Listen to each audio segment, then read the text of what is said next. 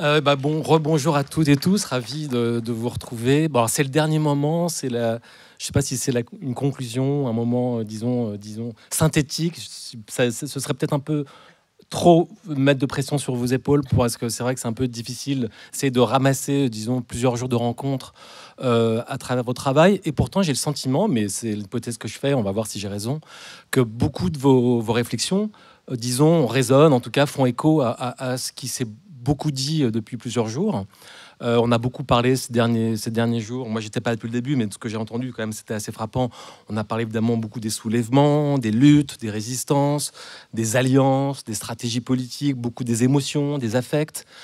Mais on a aussi beaucoup parlé de découragement, de solitude, parfois d'un sentiment d'impuissance, qui sont des sentiments qui sont évidemment beaucoup ressortis dans les conversations. Et d'une certaine manière, les titres de vos deux livres, j'ai l'impression, concentrent et traduisent ce faisceau en fait de motifs, puisque Léna. Bonjour, Léna Vallot, à ma droite, bonjour. Tu as sorti il y a quelques années, donc dans la collection du Seuil Anthropocène, ce livre « Nous ne sommes pas seuls, politique des soulèvements terrestres » avec Antoine Chopeau. On va en parler bien sûr. Et Laurence Marty, salut Laurence, toi tu as publié il y a peu de temps aux éditions On a découvert dans la collection Les Empêcheurs de penser en rond, une très bonne collection, un livre qui s'appelle Apprendre et lutter au bord du monde, récit des mouvements pour la justice climatique. Donc on voit bien que solitude, lutte au bord du précipice, on voit bien que tout ça, c'est des questions qui vous ont traversé.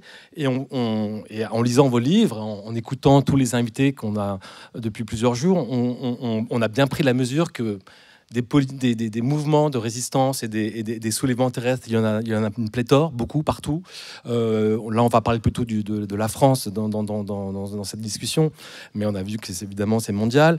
Et donc, des mouvements existent, et puis surtout, comment dire, des mouvements qui sont eux-mêmes traversés, on en parlait il y a une heure, enfin il y a une demi-heure, parfois par un sentiment de découragement, bien sûr, et en même temps une forme de lucidité face à justement la difficulté de continuer.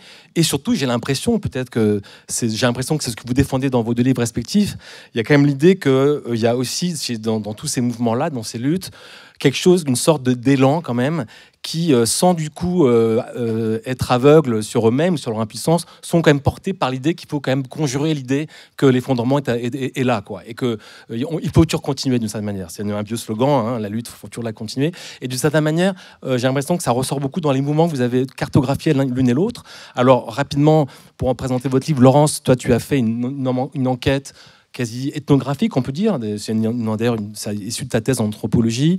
Tu as, fait une enquête au milieu des années 2000, autour de 2015, 2014, 2016, 2017 à peu près, autour de la COP 21, mais au-delà de ça, au sein de plusieurs mouvements collectifs écologiques. Tu vas nous détailler un peu les enjeux, les formes d'activisme qu'ils ont défendus l'un et l'autre, et les uns les autres. Et toi, Léna, c'est une réflexion plus philosophique qui part aussi du même constat, de ces politiques de soulèvement, et tu essaies de la mettre en perspective en raisonnant avec aussi tout un mouvement de pensée qui aujourd'hui est très actif, qui nourrit d'ailleurs le livre de Laurence aussi. Voilà, donc j'ai l'impression que toutes les deux, il y a beaucoup de choses qui résonnent entre vous et avec ce qui s'est dit quand même ces derniers jours. Alors je crois que vous vouliez commencer en fait cette conversation par une sorte de petit exercice pratique que vous vouliez nous suggérer. Donc je vous laisse la liberté de vous y lancer. Je ne sais pas exactement à quoi ça ressemble. Je serai moi-même surpris. Oula. Attends, je me mets pas devant toi. Ça marche, ouais. Bonjour. Oui, avant d'entrer un peu dans la discussion dans un format plus classique, merci Jean-Marie pour l'introduction, tout ça. Merci au festival. On voulait vous proposer un petit exercice, un peu pour à la fois revenir dans le corps et en même temps retraverser un peu des choses qu'on a traversées ces derniers jours. Et du coup, pour commencer, donc c'est un exercice, on va tous le faire ensemble, ne vous inquiétez pas, il n'y a rien de bizarre, pas trop en tout cas. Je vais vous proposer de vous lever ou pas, c'est comme vous le sentez, enfin il n'y a pas d'obligation, mais si ça peut.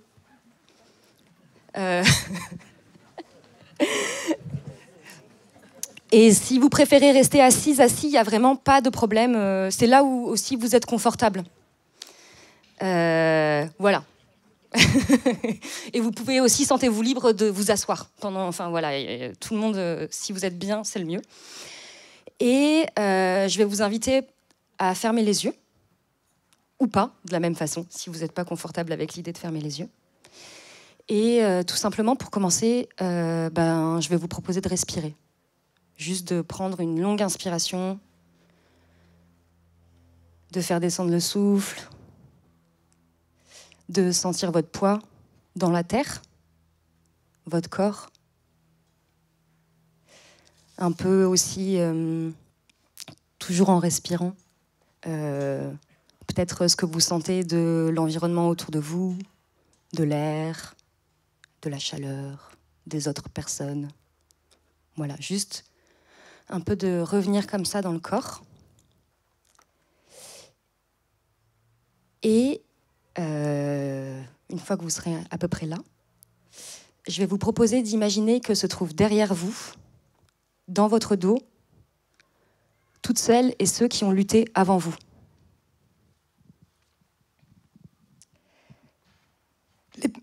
Les personnes avec qui vous avez peut-être lutté et qui vous ont inspiré, les luttes que vous avez vécues et celles que vous n'avez pas vécues, les mouvements, les personnes dont on vous a raconté l'histoire et qui vous donnent la force de lutter, de résister, de persister à la mesure de ce qu'ils ont pu.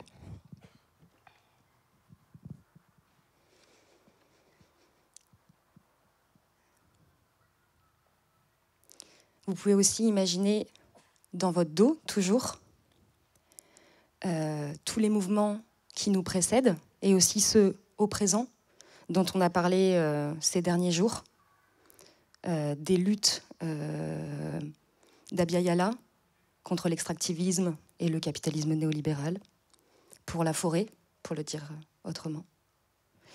Les luttes de libération noire, et aussi pour une psychiatrie décolonisée, moins violente. Les luttes queer, qui nous apprennent à deuiller, pour reprendre le terme de Léa Rivière. Vous pouvez aussi imaginer que se trouvent dans votre dos toutes les personnes qui résistent au génocide en Palestine. Fatem. Et aussi toutes les luttes internationalistes, tous les exils qui ont permis la création de nouveaux ponts, de nouveaux fronts, et toutes ces personnes qui, chaque jour, continuent à ouvrir d'autres possibles.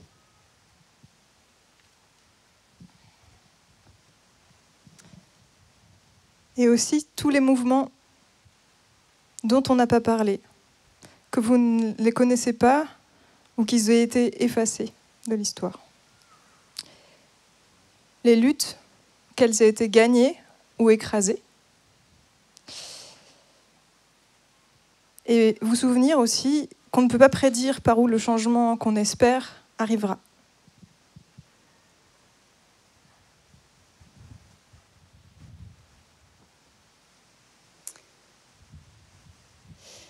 Imaginez que toutes ces personnes qui sont derrière vous vous soutiennent. Imaginez qu'elles vous soutiennent et qu'elles vous accompagnent. Et observez comment toutes ces personnes et ces luttes vous font tenir différemment dans le présent.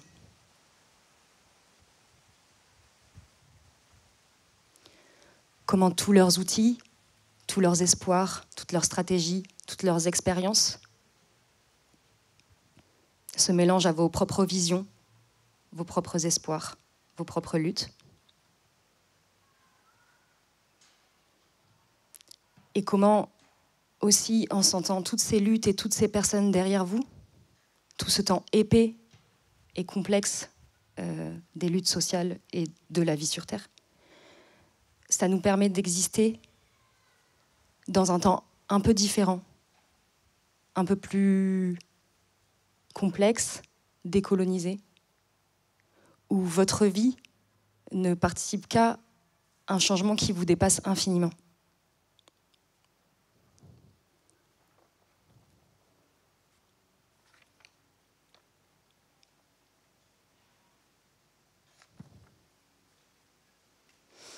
que ça se joue au-delà de l'échelle de nos vies, que ça s'ancre dans le temps des ancêtres, des humains, des plus qu'humains.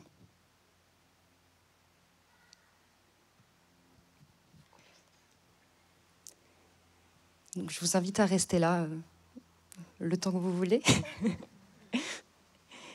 et de ne pas oublier de respirer. Et puis après, on va pouvoir retourner, nous, derrière la table et vous, là où vous voulez.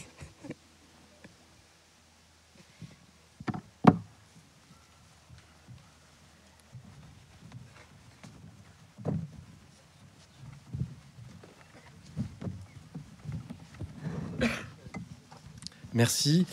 Je me sens un peu obligé peut-être de demander un tout petit éclairage sur l'idée de cet exercice. Est-ce que c'est une idée à laquelle vous avez pensé récemment? Est-ce que c'est un exercice rituel que vous avez déjà fait dans d'autres rencontres? D'où ça surgit et quel sens vous avez envie de lui donner peut-être? C'est peut-être un peu exagéré de vous demander d'éclairer peut-être trop l'idée, mais ok. Alors, juste préciser quand même, parce que ce qui est intéressant, juste une remarque, je ne l'ai pas dit en introduction, mais vous avez fait 2 livres de théorie pure, enfin d'ethnologie et de philosophie. On peut dire donc dans un registre, disons, j'allais dire académique, assez finalement presque assez classique, on peut dire. Alors que vous n'êtes pas vous-même universitaire, j'ai oublié de le dire, vous êtes tous les deux des militantes. Toi, tu travailles notamment dans une revue qui s'appelle la revue Z, une revue écologiste. Toi, tu travailles dans la revue Terrestre depuis des années, qui est une revue évidemment j'imagine que vous connaissez, très très importante sur la question environnementale et climatique. Donc, vous êtes dans des registres d'action un peu parallèles entre théorie et pratique, entre militance et pensée.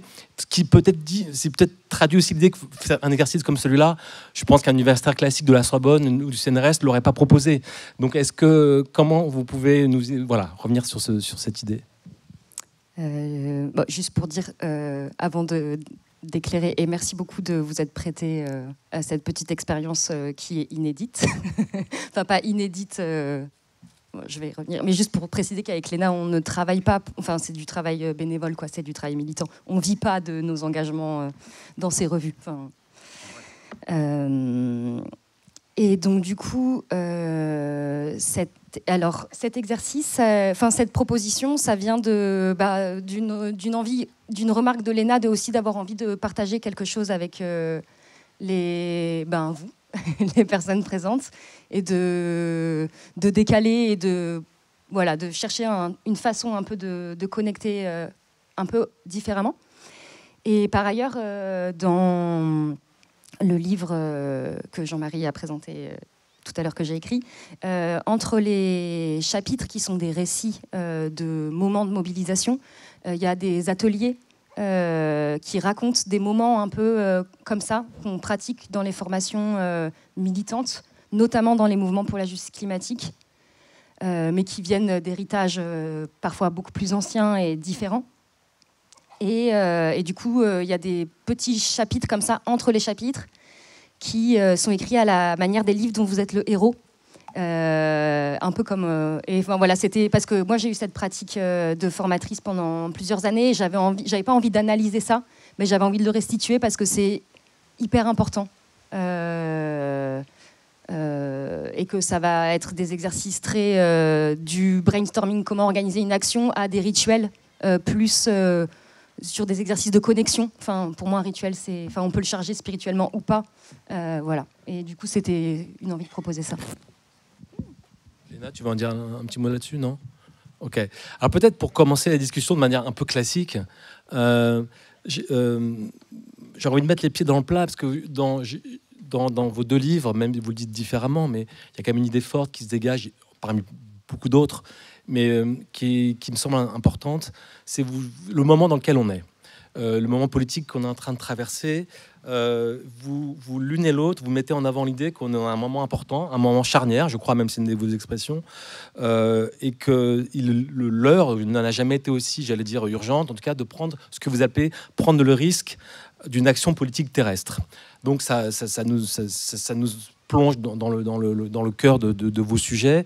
Une action politique terrestre, comment vous en définissez les contours, les enjeux? Qu'est-ce qui vous semble aujourd'hui si urgent que ça à mener, et de quelle manière? Et on reviendra ensuite de manière plus concrète et descriptive sur les mouvements que vous avez l'une et l'autre analysés.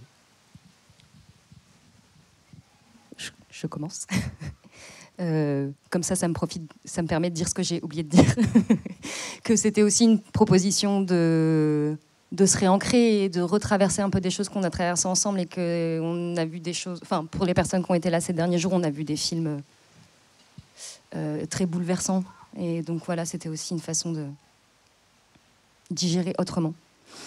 Alors, sur le moment politique...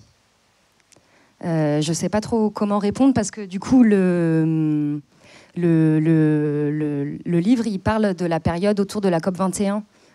Donc la COP21, c'était décembre 2015, et ça couvre la période de 2014 à 2017 dans les mouvements de France hexagonale, principalement, même voire d'Île-de-France en vrai, écologistes, qui se sensibilisent à la question de la justice climatique, donc qui vient déplacer la question environnementale.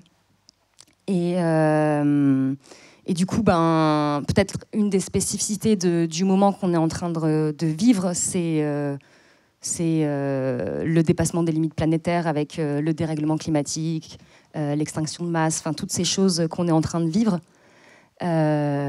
Et enfin voilà, que du coup d'autres appelleront anthropocène ou capitalocène ou plantationnocène, enfin un peu cette période-là particulière dans laquelle on est entré. D'un monde qui s'effondre. Et du coup, en 2015, ce qui s'apprend dans les mouvements de France hexagonale à ce sujet, c'est l'idée de créer un moment, une mobilisation très forte sur la justice climatique pour essayer de dévier, dans la mesure du possible, de cette trajectoire vers le profit et la destruction. Et en même temps, ça prend dans le mouvement que l'effondrement, il n'est pas nouveau pour tout un tas de peuples qui ne sont pas européens, occidentaux, que la colonisation, en fait, a détruit des mondes entiers, des cosmologies entières, et du coup de resituer aussi, même s'il y a peut-être une particulière à cet effondrement dans sa globalité, mais voilà. Enfin, du coup, j'avais envie de poser ça. Et après, je passe la parole à Léna, mais dire que du coup, par rapport à aujourd'hui, il y a quand même beaucoup de choses qui sont déplacées ces 10 dernières années, entre 2015 et là 2025, quoi. Et bon, peut-être on en reparlera plus tard, mais pour moi, pour des chercheuses que je lis, on est passé dans un autre temps où en fait, en 2015, on pouvait encore se dire comment on lutte pour enrayer cet effondrement, et un peu les pires projections, méga-feux, ouragans, inondations, pluies torrentielles, génocide, déplacement de population, montée du fascisme. Enfin, tout ça, c'était un peu genre comment on essaie que ça n'arrive pas. Et je pense c'est le moment qu'on vit, c'est ça, même si c'est aussi possible de le voir comme quelque chose qui se met en place depuis beaucoup plus longtemps. Enfin, je ne suis pas historienne.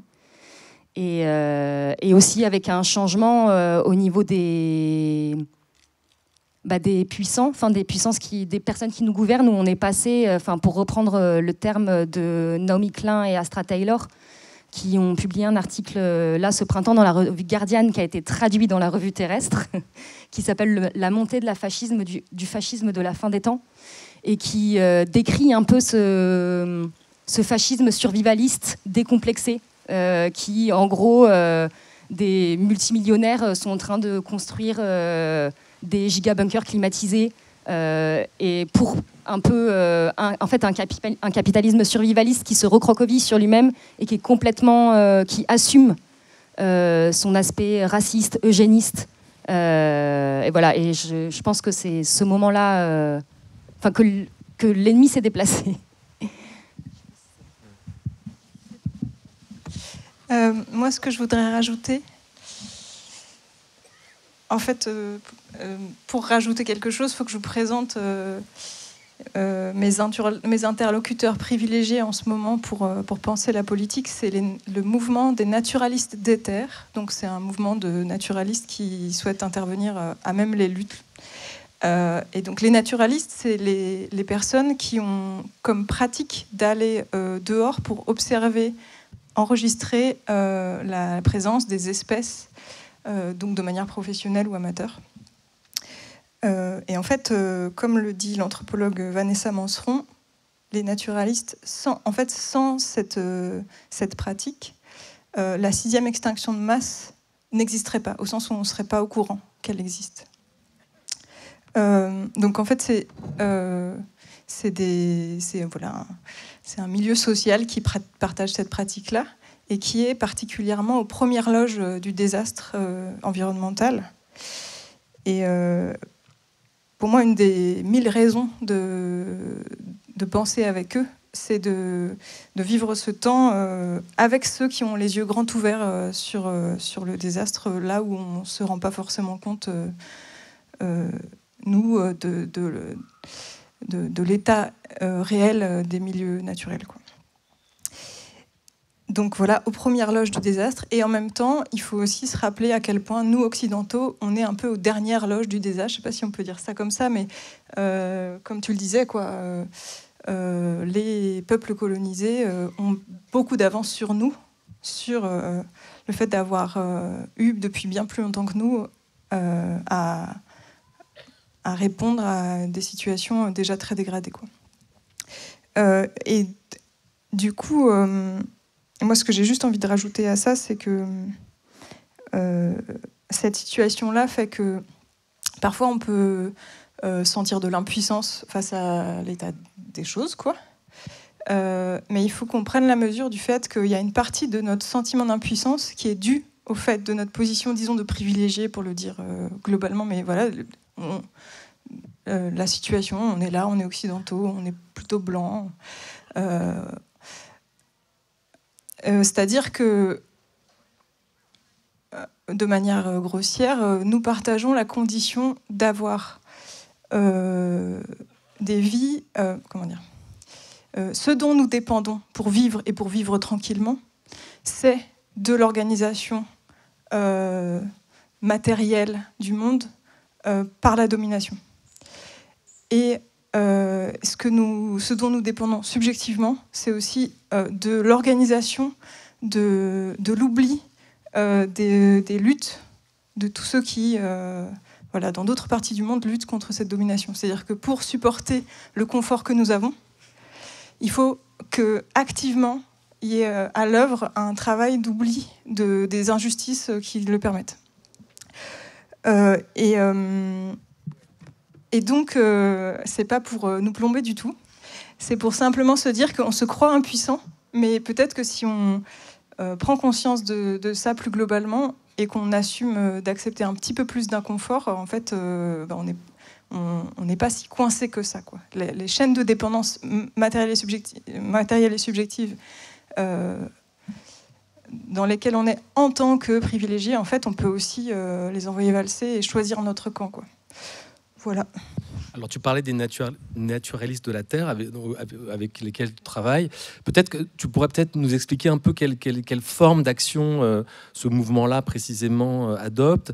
Je crois qu'ils font un peu un peu du droit, enfin des recours juridiques, mais aussi des actions plus directes et tout.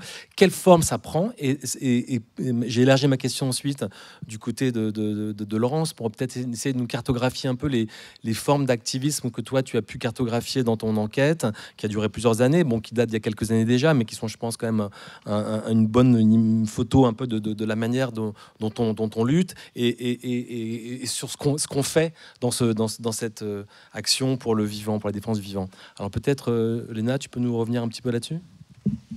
Oui, et je commence par dire que j'ai oublié, je voulais commencer par dire, que du coup, et pour le bouquin qui a été écrit à deux, et pour que tout ce que je peux raconter, notamment sur les naturalistes des terres, en fait, ce que je vous relate là, c'est des choses qui ont été pensées par le dialogue très collectivement. Voilà. Donc merci aux camarades avec qui j'ai pensé ce que je vais vous raconter. Donc les naturalistes des terres, c'est un collectif assez jeune qui est au niveau national, qui a 2-3 ans, mais qui prend ses racines notamment dans le mouvement des naturalistes en lutte, qui était un mouvement donc centré sur la ZAD de Notre-Dame-des-Landes. Donc c'était des naturalistes qui ont essayé donc là, eux c'était 10 ans avant, donc il y a 12-13 ans, de mettre leur savoir naturaliste au service de la lutte contre l'aéroport de Notre-Dame-des-Landes. Et aujourd'hui, les naturalistes des terres, donc c'est un mouvement qui a des pratiques assez diverses. L'originalité, c'est que ils ne s'en tiennent pas à ce qui est possible de faire au sein des assauts de protection de la nature, mais ils viennent à même les luttes locales contre l'accaparement, la destruction l'artificialisation de terres ou des choses comme ça. Et pour vous raconter les modalités d'action, je vais vous raconter une des premières actions qu'on a fait. Donc c'était en juin 2020, je vais me tromper d'année peut-être, il y a 2-3 ans. Au sein donc c'était une mobilisation en accompagnement d'une lutte locale à côté de Oran qui défendait la forêt de Bord, donc une forêt dont le projet était de la faire traverser par une autoroute à Rouen, à côté de Rouen. Et donc, les actions qui ont été proposées par les naturalistes des terres, ça a été au sein d'un week-end de mobilisation co-organisé avec les soulèvements de la terre. Et donc, les naturalistes des terres, ce qu'ils ont proposé, c'est déjà, la veille de la manifestation, amener les personnes, les militants, en balade dans les lieux qui pourraient être détruits, pour que les gens rencontrent un peu plus concrètement ceux qu'ils défendaient, parce que bien souvent, dans les mouvements écolos, on s'en tient à 180 hectares de terres agricoles, mais sont-ce des zones humides? Y a-t-il des haies? Qui vit là? On ne sait pas trop. Et donc ce travail d'attachement. Et ensuite, en fait, le lendemain, la manifestation était répartie en plusieurs cortèges qui allaient donc mener des gestes naturalistes dans la forêt, et notamment poser des nichoirs à muscardin et creuser une mare. Et donc ça, c'est vraiment des gestes qui sont des activités que les naturalistes font dans leur semaine, classiquement, des activités d'aménagement des milieux pour inviter les espèces protégées à pouvoir se développer, quoi. Mais là, c'est des gestes, du coup, qui sont déplacés au sein de mobilisation sur des terres qui sont menacées. Donc c'est vraiment une manière d'inviter les espèces en question à s'installer là et à s'allier à nous. Et ce qui décale pas mal à la fois la cartographie et le timing de militants, parce qu'en fait, il faut prendre en compte dans ces cartographies et ces timings aussi les rythmes des vivants, quoi. Et puis, il y a aussi eu des actions plus, disons, des actions à tonalité naturaliste, mais qui correspondaient pas forcément à des gestes naturalistes. Et il y a eu des gestes de clouer des clous dans les arbres pour que les tronçonneuses ne puissent pas les trancher, et aussi un blocage de l'autoroute qui existait déjà de manière un peu symbolique, mais avec plein de branchages pour un peu symboliser finalement les corridors écologiques. Et ça, c'est une manière aussi d'assumer des modalités d'action qui ont des objectifs naturalistes, mais qui n'ont pas forcément de forme naturaliste. Plus essayer d'impacter directement ceux qui nuisent, quoi.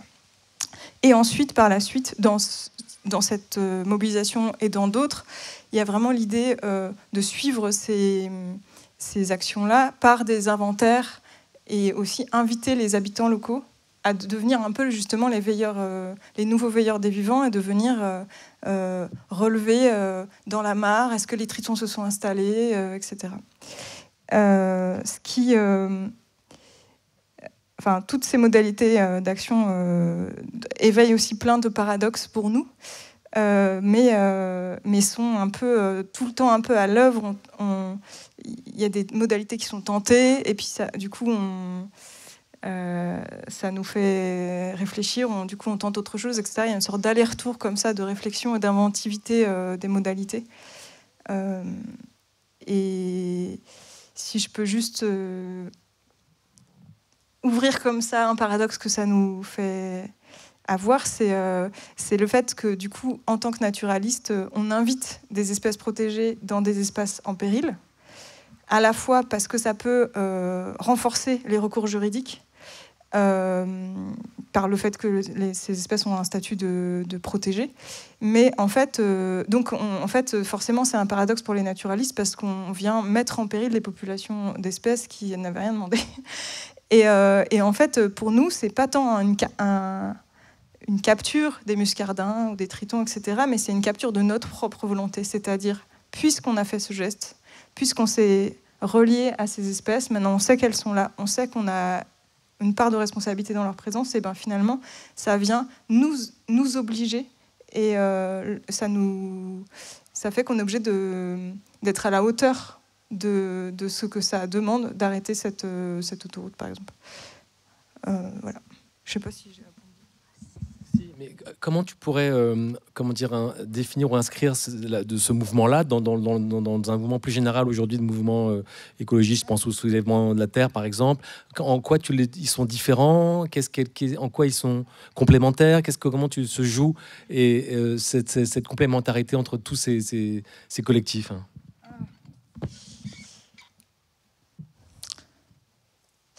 Maintenant, c'est une composante, c'est un petit collectif, hein, il n'y a pas grand monde encore, mais c'est un petit collectif, mais c'est un collectif qui fait partie maintenant du paysage des luttes écolos et au fond du tournant qui est bien plus vaste dans les luttes écolos, d'essayer de mener les luttes non seulement pour, mais avec les vivants. Et après, ce que je peux rajouter aussi, c'est que ça fait aussi partie il y a aussi une inventivité à l'endroit de la forme d'organisation, au sens où c'est un collectif qui lutte du coup à partir d'un corps de métier quand même, mais c'est pas un syndicat. Il vient et en fait il y a maintenant un peu une multiplication de petits collectifs comme ça qui viennent à partir de leur pratique, de leurs compétences, de leur métier, mais ils interviennent directement dans les luttes locales. Et j'ai l'impression que ça déplace le rapport entre travail et lutte, quoi, pour le dire très rapidement. Laurence, Léna parlait d'inventivité des modes d'action. Est-ce que ça, c'est ce que toi, tu as cherché à mettre un peu en lumière dans ton livre, dans ton enquête? Comment tu pourrais qualifier cette inventivité multiple, puisque tes mouvements sont assez différents les uns des autres? Est-ce que tu peux revenir rapidement un peu sur chacun d'entre eux, peut-être? Oui, tout à fait. Peut-être commencer par du coup mieux situer les collectifs qui sont racontés dans le livre et qui sont des collectifs desquels j'ai fait partie, qui donc, sans trop me répéter, c'est vraiment le moment de 2015 de l'accueil de la COP21 en France, plus précisément au Bourget, en Seine-Saint-Denis, alors qu'on appelle ça... Sommet Paris Climat, alors qu'en fait, c'était dans le 93. Et ça a fait beaucoup travailler les militants d'Île-de-France sur cette question de comment on fait apparaître du coup les questions d'inégalité environnementale, d'inégalité climatique. Mais bon, bref, je reviens. Donc, c'est ce moment-là de monter en puissance en fait de la question climatique parce que la COP représente une opportunité aussi de prendre l'espace et de prendre la lumière, quoi, disons-le comme ça. Et moi, les collectifs avec lesquels que j'ai suivis et auxquels j'ai participé, ça va de lieux de vie autogérés agricoles, où les personnes sont à la fois dans une pratique paysanne, mais aussi dans une pratique de lutte locale, voire de lutte transnationale. Donc tous les niveaux peuvent s'articuler au même endroit. Et après, il y a beaucoup de collectifs de la région francilienne qui travaillent à ce moment-là, donc qui sont très peu institutionnalisés. Enfin, c'est des collectifs des fois qui n'ont même pas de statut associatif, des collectifs très informels, qui sont très critiques par rapport à la COP et aux espoirs que les États signent un accord qui nous permettra de continuer à partager un monde habitable. Mais parce que c'est une histoire, enfin que ces mouvements là en 2015 héritent en fait des mouvements climat qui les ont précédés, de l'échec de la COP de Copenhague en 2009, des mouvements altermondialistes. Enfin, c'est tout dans toute cette histoire en fait que ces collectifs s'inscrivent. Et ces collectifs vont particulièrement travailler sur 2 axes, pour résumer, à la fois les modalités d'action, comme tu le soulignais, Jean-Marie, avec l'idée de organiser des actions de sortir un peu de juste la marche de la grosse manif là qu'on va faire pour la COP, et que c'est très important, mais que comment on construit aussi d'autres modes d'action qui nous rendent joyeux, qui sont peut-être plus efficaces, ou de repenser un peu nos répertoires. Et pour donner un exemple, il y avait par exemple la plateforme qui s'appelait Climate Games, donc les Jeux du climat. Et c'était un collectif qui avait travaillé à développer une plateforme numérique et qui organisait aussi des formations pour inviter les gens à inventer des formes d'action créatives en parallèle de la COP, et de les mettre en ligne. Tout ça extrêmement sécurisé, sur les questions numériques. Et après, il y avait une remise des prix, un peu comme une idée de jeu pour inviter les gens à participer, à organiser des choses. Alors ça a été de publier le rapport du GIEC sur le papier toilette des négociateurs. Le GIEC, du coup, c'est le groupe d'experts international sur le climat, qui dit déjà depuis des décennies qu'il faut arrêter avec le business as usual. Et voilà, à des actions, il y avait à Paris à ce moment-là, dans le Grand Palais, un truc qui s'appelait Solution COP 21, qui invitait plein de multinationales, Coca, Engie, Nissan, plein de multinationales à présenter leurs solutions pour le climat. Et, ce qui était d'une violence extrême, quoi. Et du coup, avait été organisé avec des militants franciliens, mais aussi beaucoup de militants internationaux, parce que c'est ça la particularité de ce moment, des toxic tours pour dénoncer, en fait, qui du coup donnaient la parole aux militants qui venaient raconter et lutter pour leur territoire sur les impacts que ces multinationales pouvaient avoir, et produire un contre-récit, en fait. Évidemment, ça c'est pas. Entre-temps, il y a eu l'état d'urgence, etc. C'est aussi un moment très particulier avec les attentats du 13 novembre et tout, et les conséquences politiques, juridiques. Voilà. Et peut-être pour donner encore 1 ou 2 exemples. Ah oui, non. Du coup, autre exemple, des mouvements de blocage de mines à ciel ouvert. Notamment en Allemagne, avec un réseau qui s'appelle Ende Gelände, qui veut dire jusqu'ici et pas plus loin, et qui a organisé et qui continue à organiser depuis 2014 des actions de masse avec des milliers d'activistes pour bloquer les infrastructures fossiles, quoi. Donc c'est un peu pour situer un peu tout ça. Et après, le deuxième axe qui est important, je pense, pour les mouvements qui sont racontés dans le livre, c'est vraiment aussi ce moment, je crois, où le mouvement environnemental, écolo en France commence à se frotter très fortement à la question de l'antiracisme et la question décoloniale. On n'est pas du tout sorti de cette période. Mais à ce moment-là, par la présence de militants internationaux, et je pense notamment aux militants de Grassroots Justice Alliance, qui étaient des militants nord-américains, qui sont venus partager leur lutte et toute l'histoire des luttes pour la justice environnementale, qui datent des années 80-90, et qui, contrairement à ce qu'on pourrait croire, sont des luttes écolos portées par des personnes non blanches. Et non, en fait, les mouvements écolos ne sont pas que des mouvements blancs, et qui sont venus raconter ces histoires et essayer de déplacer les cadres d'une écologie très centrée sur la nature, comme si la nature et la question de la justice, du racisme, du sexisme étaient des questions séparées. Qui viennent travailler tout ça. Et je vous invite, si ça vous intéresse, à lire Les principes pour la justice environnementale, qui est un texte incroyable qui date de 1991, qu'on peut trouver en ligne, et qui est... ils avaient déjà tout dit. Voilà.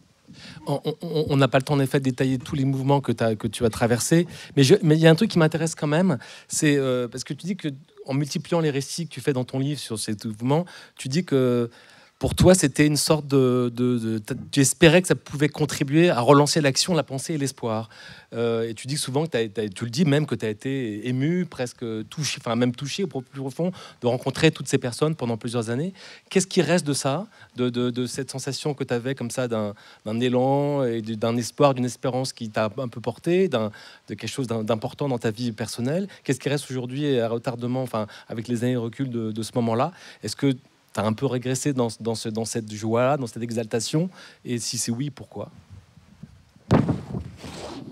Je vais répondre de façon un peu déviée. En rebondissant sur un truc que tu as dit au début, qui est que c'était des livres assez académiques, etc. Alors que je crois pas que ce livre, en tout cas que le mien soit très bien. Enfin, c'était très délicat de trouver une forme en fait pour raconter ces mouvements auxquels j'avais participé.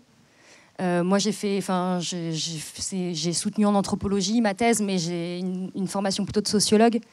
Et se sont posées beaucoup de questions vraiment de genre de neutralité. Enfin voilà, on a beaucoup renvoyé ça. Et aussi pour moi se posait beaucoup, enfin du coup de comment je pouvais raconter des mouvements auxquels je participais, ça semblait un peu inaudible pour plein de personnes. Parce qu'en fait, c'est pas que ça m'a touchée, c'est que c'était ma vie. Et que c'est mes camarades, et que c'est encore mes amis pour plein de personnes qui sont racontées. Et voilà. Et il y avait aussi cette question de à quoi ça sert en fait. Genre, pour reprendre un peu une question que Stengers, elle pose, Isabelle Stengers, une philosophe belge, qui dit comment fabriquer des choses aujourd'hui qui peuvent être ressources pour celles et ceux d'aujourd'hui et ceux qui viennent, et comment sortir un peu de... moi, ça m'intéressait pas, ou en tout cas, j'étais pas capable de juste produire du savoir pour du savoir. J'avais besoin de trouver, en tout cas, de me raconter l'histoire, que ça pouvait donner des prises, apporter quelque chose, quoi. Et du coup, ce livre, je l'ai pensé aussi comme une archive, en fait, qui raconte des moments de mobilisation, parce que les mouvements politiques ont tendance à oublier sans cesse leur propre généalogie, et se posent et se reposent. Et après, on a vu avec les Peuples veulent qu'il y a plein de personnes aussi qui essaient de synthétiser et de repenser et d'hériter et d'apprendre. Mais moi, j'avais ce sentiment que c'était un geste qui était fort en soi, de transmettre un moment de mobilisation, et avec aussi ce parti pris de ne pas répondre. En fait, le livre, il est traversé par deux grandes questions, qui est comment lutter contre le dérèglement climatique, enfin comment on survit en fait à ce monde et à toute la disparition et à toute la destruction, et on continue à être vivant et à lutter. Donc, et par quels moyens d'action? Et la deuxième question, c'est depuis où on peut parler, quel est le bon sujet politique, et oui, depuis où on peut lutter quand on appartient aux pays responsables historiquement et encore aujourd'hui, et qu'on bénéficie en fait, qu'on fait partie du problème, pour le dire comme ça. Et du coup, la même question, c'est ce reproche qui est beaucoup fait aux mouvements environnementaux d'être des mouvements trop blancs. Et c'est un problème et c'est une question, mais c'est le symptôme de quoi aussi? Et du coup, ce que j'ai voulu faire dans le livre, c'est de ne pas répondre à ces questions, mais plutôt de raconter comment les militants eux-mêmes mettaient ces questions au travail.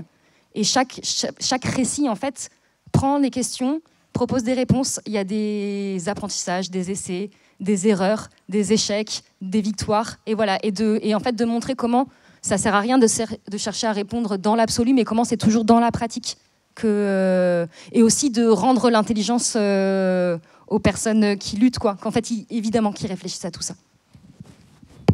Léna, toi aussi, je crois que tu es très obsédée. Tu questionnes beaucoup l'idée de comment mobiliser, je veux dire, des élans un peu contestataires au-delà des réseaux militants purs et durs. C'est-à-dire qu'en gros, comment faire pour générer une mobilisation qui traverse la société dans son ensemble. Et comment tu penses qu'on peut arriver à activer cette lucidité? Je pense par exemple à un cas assez concret qui s'est passé cet été, qui me semble assez intéressant. Je ne sais pas s'il est si intéressant que ça, mais enfin, en tout cas, j'aimerais bien avoir ton point de vue sur la pétition contre la loi, comment il s'appelle déjà, du plomb, merci, du plomb, facile à retenir en plus, qui est quand même assez, j'ai l'impression, un peu inédit quand même, tu vois, depuis ces dernières années, qu'une pétition génère autant de signatures. Qu'est-ce que ça dit finalement d'une prise de conscience générale ou pas? Est-ce que ça te semble un biais ou au contraire intéressant, une dynamique qu'il faut, comment dire, comme ça, prendre à bras le corps? Comment tu situes ta réflexion par rapport à ça?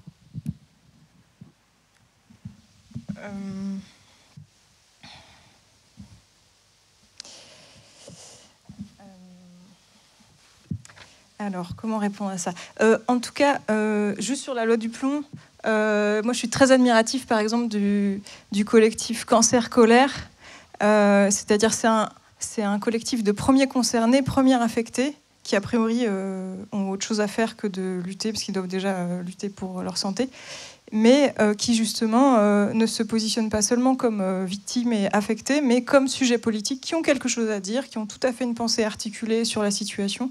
Et c'est pas parce qu'on est affecté, c'est pas parce qu'on est affecté, victime d'une situation, que du coup on perd cette autonomie politique. Et justement, moi j'ai l'impression qu'avant tout, il s'agit pour soi et pour les autres groupes sociaux qui ne nous ressemblent pas forcément, de construire les conditions favorables à l'autonomie politique collective. Quelle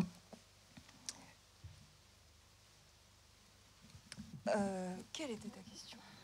Comment déborder le microcosme militant, oui, et l'élargir? Vas-y, dis un truc. En fait, là, je pense que c'est juste le symptôme qu'on est dans un moment aussi politique où, en gros, la loi du plomb propose d'annuler des réglementations environnementales qui ont été gagnées, et que je suis pas sûre que... Enfin, je pense que c'est ça, que c'est plus... j'en sais rien, mais j'ai l'impression qu'il y a aussi un truc de... Genre juste la destruction du droit environnemental auquel on est en train d'assister, avec la décision du tribunal qui a dit que la 69... Enfin bon, peut-être Léna, tu pourras mieux expliquer moi que juridiquement, mais qu'en gros, la justice a décidé de stopper le projet de construction de la 69, donc l'autoroute entre Toulouse et Castres. J'habite Toulouse, du coup, voilà. Et que, du coup, comment l'exécutif arrive à passer par-dessus, et en fait, on est dans un moment, en fait, de dérégulation, et que je pense que c'est ça, en fait, qui est très fort. Et après, juste pour dire que, par ailleurs, ces pesticides-là qui pourraient être réautorisés et qui sont extrêmement toxiques, etc., en fait, c'est aussi des pesticides qui ont été utilisés dans les Antilles pendant des décennies. Je pense au chlordécone. Que du coup, il y a aussi de remettre la régulation telle qu'elle est appliquée sur le territoire hexagonal et sur les colonies, les territoires dits d'outre-mer. Pour juste rappeler ça. Merci. Ça m'a laissé le temps de... En fait, avant de réfléchir à comment, en fait, on n'a pas trop le choix de trouver comment faire un pas de courage de plus et de se sentir concerné par le tournant qui est à l'œuvre là. D'une part parce que les corps sociaux qui étaient un peu protégés, qui étaient les corps sociaux un peu de la légitimité, les scientifiques, le monde de la protection de la nature, les universitaires, etc., maintenant sont également ciblés. Et aussi parce que, en fait,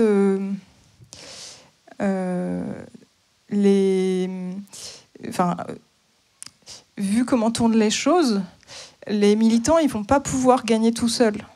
Ceux qui s'engagent dans les luttes, ceux qui font des actions pas toujours légales, etc., en fait, pour que ces actions soient possibles, ces actions qui influent le cours des choses, c'est parce qu'il y a eu Sainte-Soline, donc ces grandes mobilisations des soulèvements de la terre qui allaient frontalement contre les bassines, que la demande de moratoire sur l'eau après rentre dans les programmes des partis politiques, etc. Donc ça influe le cours des choses. Pour que ces mouvements soient possibles, il faut qu'il y ait tout un tas de forces sociales qui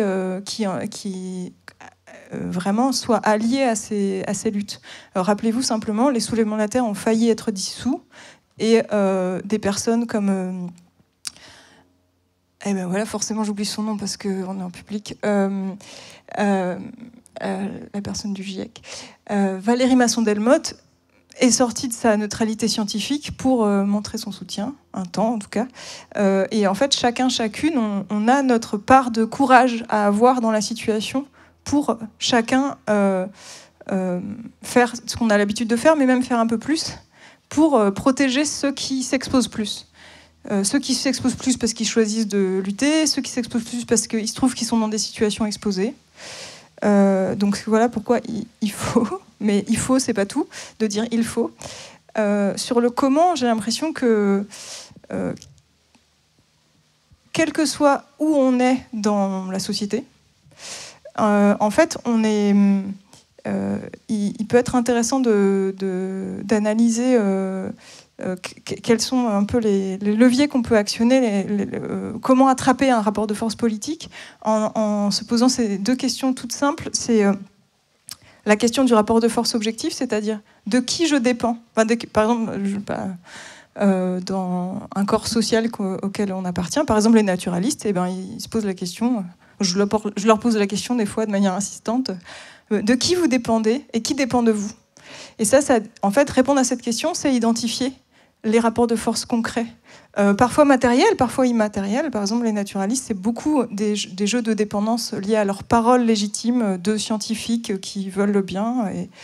Et c'est là, en fait, un peu un lieu de rapport de force objectif. Et une deuxième question qui est plus sur l'expérience subjective, c'est-à-dire à quel endroit je me sens contraint à être complice de mes adversaires, parce qu'il faut bien rentrer un salaire, parce que, je sais pas, je suis trop isolée, etc. Et à quels endroits, en fait, nous pouvons faire l'expérience d'une autonomie collective. C'est vraiment des questions, c'est vraiment une traduction de questions marxistes, mais en fait qui sont tout à fait pertinentes au-delà du rapport capital-travail et au-delà même des questions de lutte sociale. Et donc ça, en fait, après, au cas par cas, on peut identifier les endroits où se croisent les endroits où nous expérimentons notre autonomie collective et les endroits où nos adversaires dépendent de nous. C'est comme ça qu'on en arrive à la grève générale. Mais pour les naturalistes, par exemple, étant donné qu'ils sont producteurs, ce qu'ils produisent un peu concrètement, c'est finalement des choses dont les capitalistes se passeraient bien, parce que c'est des données sur l'état d'effondrement des espèces. Donc c'est difficile de faire grève de ce genre de production. Et donc en fait c'est à d'autres endroits, c'est à l'endroit de certains rapports sociaux, comme ce rapport social de ceux qui sont en fait les naturalistes, de manière extrêmement caricaturale, excusez, j'espère qu'ils m'excuseront, ont un peu un rôle d'accompagnement. Enfin, on ne leur a laissé que le rôle d'accompagnement du progrès en mettant des modalités, des freins, etc. C'est-à-dire que leur rôle, c'est de dire oui, mais. Et donc, ça leur permet d'avoir la puissance de dire mais, de dire bon, pas trop quand même, etc. Mais en fait, le capitalisme les utilise comme force de production de consentement collectif, puisque c'est une position de légitimité qui dit ok à condition que, mais n'empêche que ça amène à un ok. Tout ça pour dire que c'est, par exemple, c'est ce rapport-là qui les insupporte et qui fait qu'ils ont besoin de lutter. Et c'est à ces endroits-là qu'on peut trouver des leviers pour s'engager dans la lutte, quel que soit où on se place, quel que soit notre point de départ. C'est hyper... Non, alors on va revenir à un truc concret, parce que justement, ce qui est intéressant dans vos travaux, c'est que vous êtes un peu aux confins à la fois de la théorie et de la pratique, je le disais, de la recherche philosophique et puis des actions. Et peut-être j'aimerais bien avoir votre point de vue. Je sais que c'est une question qui vous énerve un peu, mais moi, elle m'intéresse. C'est dans le champ intellectuel, en ce moment, il y a quand même un peu, je ne sais pas si c'est un débat, mais une controverse, en tout cas un dilemme, entre une approche, disons, anticapitaliste classique, qui mettrait de côté la question du vivant, précisément. Je fais référence notamment à un texte un peu connu maintenant de Frédéric Lordon qui a pas mal circulé, qui s'appelait notamment Pleurnicher le vivant, qui prenait un peu comme ça de plein face, disons une nouvelle vitalité dans le champ de la philosophie environnementale. Et puis de l'autre côté, justement précisément les philosophes du vivant que vous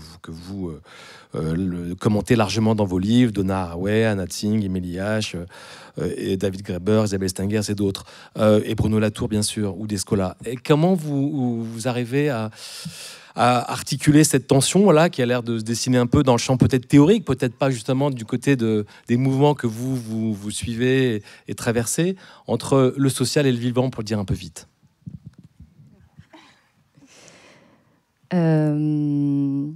Merci Jean-Marie pour cette question. Non, cette question m'agace un peu parce que c'est un débat très intellectuel, je trouve, et porté notamment par des vieux hommes blancs, alors que j'ai plus envie de parler de la pratique politique. Mais c'est quand même important, et du coup, je vais essayer de répondre d'une façon qui me convient, de dire que en fait, la tension entre vivant et social, elle se pose pas du tout, notamment dans les mouvements pour la justice environnementale, où en fait les personnes luttent pas pour une nature, la préservation de la nature comme une nature extérieure, un peu cette idée de wilderness qui est une écologie très blanche en fait.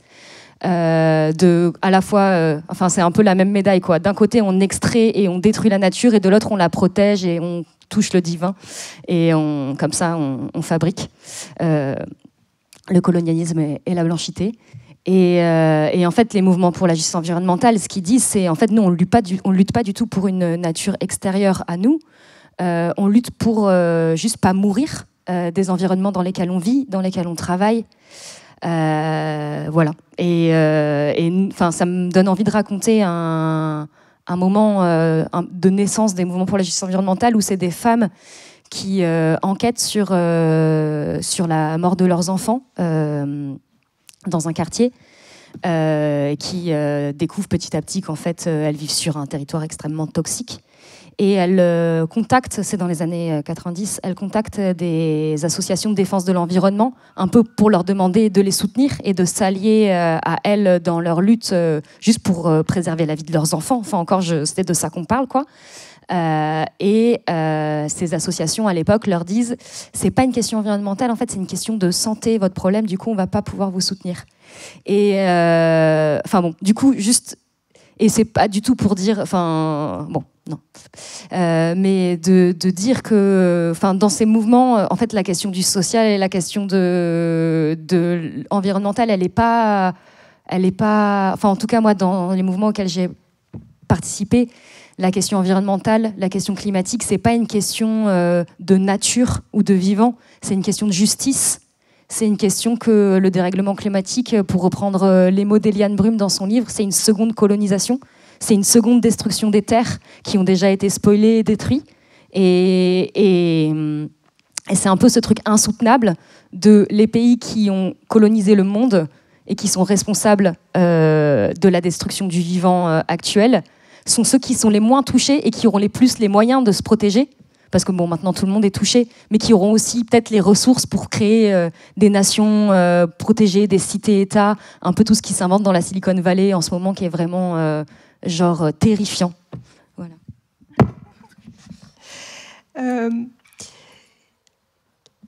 Moi, j'ai l'impression que, pour partie, ceux qui nous font croire qu'il y a une différence, une contradiction entre les luttes sociales et les luttes écolo, ils le font vraiment sciemment, et c'est nos adversaires. Par exemple, je pense à un collectif qui défend un marais qui s'est réensauvagé au sein même de l'agglomération de Bruxelles, le marais Wils à Forêt, en Belgique.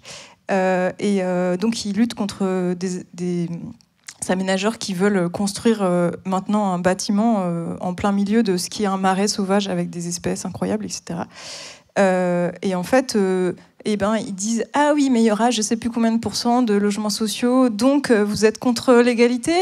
et tout ça, alors que Bruxelles est remplie de bâtiments vides, de bureaux désaffectés parce qu'il y a eu le télétravail, etc. Donc c'est souvent plein de mauvaise foi, et j'ai l'impression qu'en fait...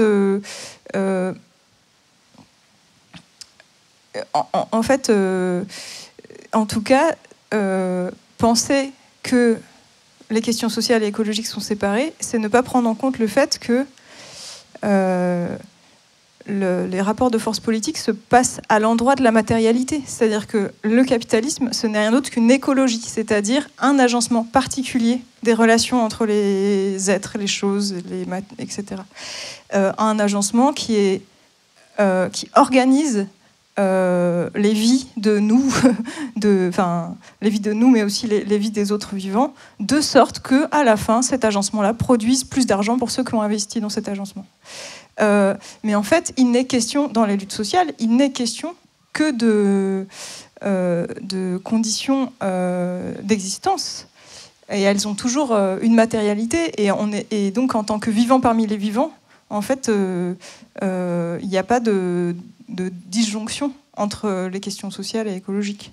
Il s'agit en fait toujours de lutter pour l'égalité en tant que vivant parmi les vivants. Et donc les conditions sociales en fait sont toujours aussi des conditions matérielles d'existence, quoi. Tu parles dans ton livre, tu as une expression importante, peut-être que ce serait bien que tu puisses nous en dire quelques mots avant que je passe la parole au jardin. C'est le communisme des affectés. Qu'est-ce que tu entends par là? Quelle définition tu donnes à la fois du communisme et des affectés?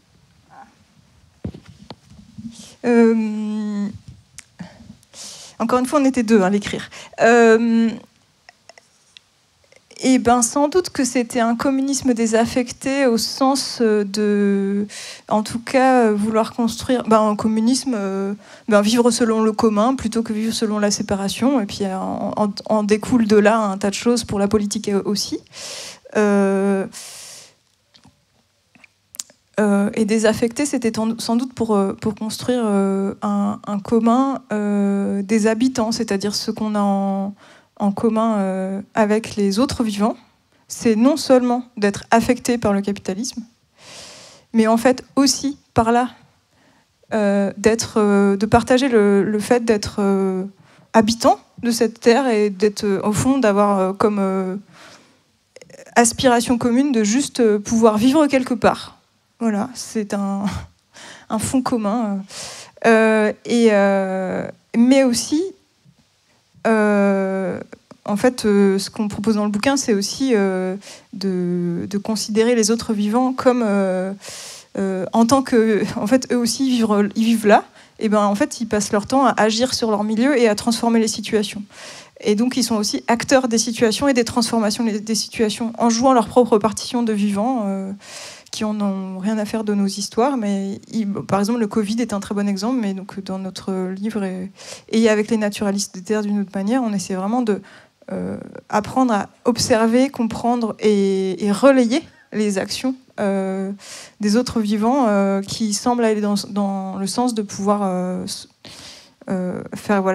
constituer des résistances interspécifiques pour un communisme des habitants, plutôt qu'un communisme des travailleurs. Donc on est un peu dans quelque chose où on décline un héritage politique, des luttes sociales, marxistes, etc., en se décalant, en le relayant quand même, mais dans se décalant du rapport capital-travail classique, et ça vient un peu faire des déclinaisons pour un tas de concepts politiques. Ok. Peut-être qu'il faut suggérer à nos amis présents de poser quelques questions. On a encore quelques minutes, puisque après, Laurence doit partir à Toulouse. Ça va Ok. Ah bon, ok. Donc, non, mais ok, on a le temps. Bien sûr que tu peux rajouter quelque chose. Et puis moi, j'avais une question après. Bon, vas-y. Je dois partir à 17h10, ça va. Okay. Oui, juste pour rebondir sur le communisme désaffecté.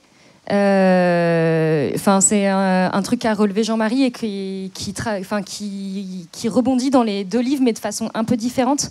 Et je pense que pour rebondir avec ce que présentait Shoura Makaremi ce matin, c'est aussi la question de l'affect qui existe dans ce mot. Et par exemple, la question des premiers affectés, premiers concernés, elle est toujours très présente dans les mouvements transnationaux pour la justice climatique, de qui peut parler pour qui ne peut pas parler pour qui, comment on rentre dans des rapports d'entraide et pas des rapports de hiérarchie avec d'autres luttes, etc., pour rebondir sur la présentation des peuples veulent. Et en même temps, il y a aussi ce truc que le dérèglement climatique, c'est quelque chose qui affecte très très fort. Et comment, à côté des communautés affectées au sens plus matériel, on peut aussi mobiliser les communautés affectées d'un sens plus émotionnel, sans renvoyer l'un contre l'autre, et plutôt en disant que comment on construit une force collective à partir de tout ça. Et c'est aussi une façon de retourner un peu de faire de quelque chose de plus intéressant de cette question de la blanchité des mouvements écologistes, du moins en Europe continentale, de dire en fait c'est peut-être pas si surprenant que les personnes qui se mettent en mouvement sur les questions environnementales sont les personnes qui étaient le plus à l'abri jusque-là et les plus protégées de tout un tas de destructions, et que c'est super en fait. Et qu'il faut que ces personnes aillent aussi chercher tous leurs frères, tous leurs sœurs, tous leurs amis, et de travailler à partir justement de comment on reprovincialise l'Europe et les Blancs, en fait. Je me permets de te citer, Laurence, dans ton livre, j'ai retenu cette phrase que je trouve intéressante, qui est une manière un peu aussi de prendre, de ramasser un peu tout ce qu'on s'est dit. Finalement, les choses à réapprendre sont très simples. Observer, entendre, sentir, se questionner, partager, prendre soin, se lier. Est-ce qu'il y a des questions ? Hyper facile. Je ne sais pas si c'est clair que tu vas poser des questions. Alors, j'ai peut-être une dernière question, si en attendant que les doigts se lèvent. Vous, toutes les deux, vous faites référence beaucoup à ce mot qui a été répété maintes et maintes fois depuis plusieurs jours, c'est la question de l'alliance, faire alliance. Est-ce que vous pourriez essayer de peut-être qualifier un peu ce geste, définir qu'est-ce que c'est faire alliance, à quels enjeux cela renvoie, comment vous le comprenez, vous, dans votre manière de penser toutes ces questions ? Alors, en fait, moi, j'en ai déjà un peu parlé, enfin, en tout cas... dans le bouquin avec Antoine, ce qu'on appelle alliance terrestre, c'est effectivement inventer des modalités d'action. Déjà, on a essayé de repérer dans les luttes des modalités d'action qui existaient, qui étaient en train de s'inventer, qui osaient donc être des modalités d'action politique qui s'alliaient avec des actions non humaines. Et donc, mais au fond, on s'appuyait sur ce qu'est une alliance entre les humains pour penser ça, c'est-à-dire que les relations entre des forces politiques se font d'action à action. Une force politique ou une mauvaise herbe agit, et d'autres groupes se disent « Ah ben, j'interprète cette action comme ça, je la reconnais comme étant de mon côté, je cherche à la relayer par mon action ». Et au fond, entre la CGT et les étudiants dans les mouvements sociaux, ça se passe comme ça. Et entre les collectifs d'habitants d'Amérique du Sud et la plante Amaranth Palmer qui résiste au glyphosate et donc qui envahit les champs d'OGM arrosés de glyphosate, ça se passe un peu de la même manière, si ce n'est que la manière de relayer les actions dans ce cas-là, c'est de récolter les graines de la population résistante au glyphosate et d'aller les ressemer. Et en fait, il y en a plein.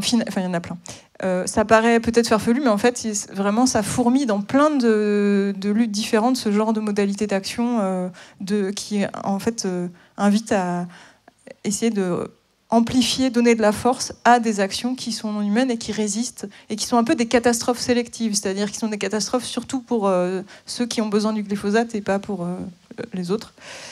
Et en tout cas, ce qui est intéressant, c'est que ça vient quand même, enfin, ces alliances ou d'autres alliances entre groupes humains dans la politique entre humains, entre sujets politiques,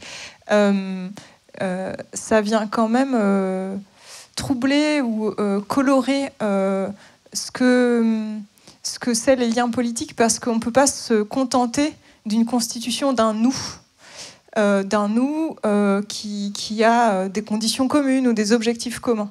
En fait, le nous vient être un peu retraversé par un rapport à de l'altérité qui n'est pas complètement assimilable dans une unité d'un nous. Et j'ai l'impression que c'est quelque chose, voilà, qui est intéressant d'inventer, d'autant plus à partir de nos conditions justement d'occidentaux, où on ne peut pas seulement partir de notre condition plus privilégiée pour penser la politique. En fait, il y a forcément la question de comment on construit des solidarités avec ceux qui en pâtissent avant nous de l'agencement capitaliste du monde. Et donc l'alliance en ça est indispensable à la politique, quoi. J'arrive pas à aller plus loin là tout de suite. Je propose qu'on passe la parole. Alors, est-ce que vous avez des petites questions? Des grandes questions, madame, là-bas? Oui.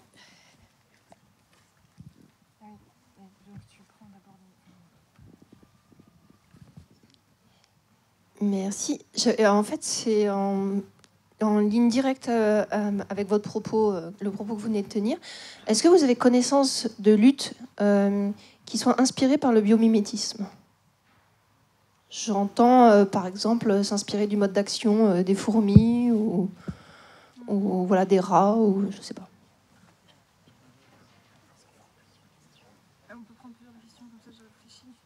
Oui, en effet, on peut prendre plusieurs questions, comme ça leur permet de réfléchir. Ouais, ici. Oui, bonjour. Je voulais avoir votre analyse sur justement ce qui s'est passé avec ces 2 millions de signatures sur la loi du plomb, qui est partie en fait d'une initiative individuelle, alors que là, on a beaucoup parlé collectif. Et je voulais savoir, qu'est-ce que ça signifie qu'une initiative individuelle recueille 2 millions de signatures, là où un certain nombre de collectifs et d'associations appelaient déjà à réagir contre cette loi?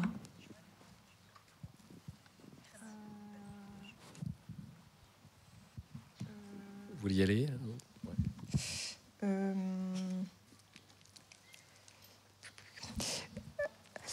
Alors, sur le biomimétisme, c'est pas impossible, mais là, tout de suite, j'arrive pas à trouver d'action. C'est pas impossible que ça ait lieu, quelque chose qui est plus à la mode en s'inspirant de la modalité. Mais j'ai l'impression que peu importe, puis bon, le biomimétisme, on sait que ça peut servir des alliances adverses. Et j'ai l'impression que là, ce sur quoi ça me donne envie de rebondir, c'est plus comment on peut s'inspirer de ce que les vivants, en agissant, nous indiquent de la situation que nous, on ne verrait pas forcément. Donc pas tant biomimétisme, mais prendre au sérieux que les vivants, en fait, à leur manière, ils interprètent le monde, ils sentent le monde, ils interprètent le monde, et ils vont agir de manière distincte en fonction des circonstances.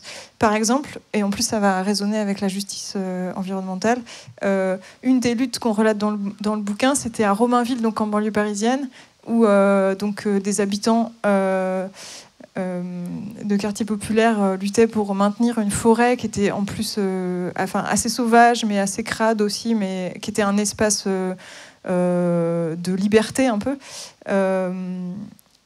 Donc ils ont fait un toxic tour justement pour défendre cette forêt, et ils ont dans leur Toxic Tour, ils s'arrêtaient à différents endroits pour montrer les différentes dimensions de la situation, et ils se sont arrêtés pour montrer la renouée du Japon, qui est une espèce, pour le coup, très pharmacone, voilà, à la fois potentiellement dangereuse pour les écosystèmes fragilisés et à la fois qui a cette d'une part qui a eu la vertu d'arrêter sur certains secteurs de la forêt les bulldozers, parce qu'en fait c'est une plante qui, si on met un gyrobroyeur, enfin si on la broie, des tout petits bouts de la plante peuvent repartir, donc en fait la broyer potentiellement c'est la multiplier. Donc ils n'ont pas détruit la zone de forêt où il y avait cette plante, qui a fait peur aux bulldozers. Mais en fait, ce qu'ils ont raconté dans ce Toxic Tour, c'est comment cette plante, en fait, si elle se multiplie à cet endroit-là, c'est parce qu'elle supporte mieux que d'autres plantes les métaux lourds et les sols remaniés, et que du coup, finalement, elle vient visibiliser des injustices environnementales, des injustices sociales, et donc finalement là c'est vraiment avoir pris au sérieux les préférences de la plante qui a permis de dire quelque chose, donc c'est voilà, prendre la peine de comprendre les plantes, comment elles fonctionnent, voilà, comment elles jouent leur partition dans les milieux, quoi. Ça permet de rendre visibles des injustices sociales qui sinon n'étaient pas visibles, et donc là elles sont presque, elles font partie de l'intelligence des luttes, quoi. Bon, c'est ma manière de répondre. Et sur individuel et collectif, je ne m'étais pas préparée à cette question. En tout cas, j'ai l'impression que dire, c'est quand même une surprise. On prend, quoi, c'est quand même une bonne surprise. Et qu'on sait qu'une pétition, ça ne change pas le monde, comme on sait qu'une manifestation, ça ne change pas le monde, etc. Et du coup, peut-être que la question que ça pose, du coup, je réponds à côté, désolée, mais ce serait, bon, il y a cette situation, comment on peut s'appuyer sur cette nouvelle pour transformer l'essai en quelque chose d'un peu plus puissant, pour ensuite transformer l'essai en quelque chose d'un peu plus puissant, etc. Mais bon, je ne réponds pas trop, en fait. Est-ce que vous avez des luttes concrètes à venir dans les mois qui viennent, hein, pour nous aiguiller, ou on vous rejoint, enfin je sais pas, on fait des trucs. Vous avez des... Le 10 septembre. Okay. J'ai l'impression que c'est la date clé. Okay. Dans les luttes en cours, il y a quand même la lutte contre la 69 qui est dans un moment assez particulier de avoir gagné et de s'être fait voler sa victoire. Donc ça, c'est quand même, je trouve, un truc à suivre et qui est vraiment intéressant et qui parle aussi, enfin, de la destruction du droit environnemental et de quelque part même de la séparation des pouvoirs, quoi, enfin de la démocratie en fait. Voilà. Ouais, le 10 septembre. Mais non, moi j'ai pas vraiment de rendez-vous à proposer à part le 10 septembre. Et sinon, simplement dire que les soulèvements de la terre restent un cadre d'intervention quand même très foisonnant de tout point de vue, et donc ils vont sans doute encore proposer des choses. Et sinon dire, puisque je vous ai parlé beaucoup des naturalistes des terres, sachez qu'il n'y a pas que des naturalistes ou naturalistes des terres, sinon d'ailleurs je n'y serais pas.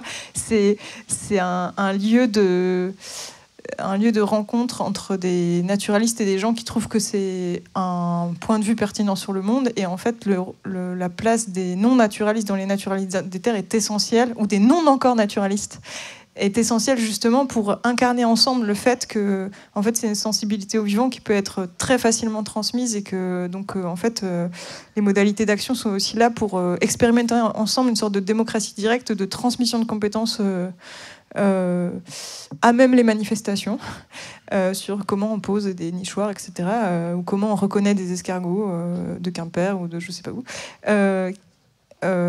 Et donc c'est aussi une manière d'expérimenter ensemble le fait que ça concerne tout le monde, et que quiconque peut avoir le droit de prendre soin du monde. Et juste pour... Enfin, applaudissez Léna, elle est vraiment super. Là, enfin, dans les rendez-vous à venir, enfin, c'est un peu... mais juste de dire... Enfin, je sais pas, peut-être que tout le monde ne sait pas ce que c'est que le 10 septembre, mais c'est un mouvement qui s'organise autour des coupes budgétaires du plan Bayrou et de la dégradation projetée et continue des services publics et des conditions de travail. Enfin bon, voilà, je fais très court. Mais je pense que c'est aussi une réaction au génocide en Palestine et que tous les moyens pour mettre pression sur les décideurs et les multinationales qui font des profits en fait sur ce génocide sont bons, et c'est un rendez-vous, je pense, encore... Enfin, il y a plus que besoin de continuer. Merci, nous ne sommes pas seuls à prendre à lutter au bord du monde. 2 programmes de vie, merci bien.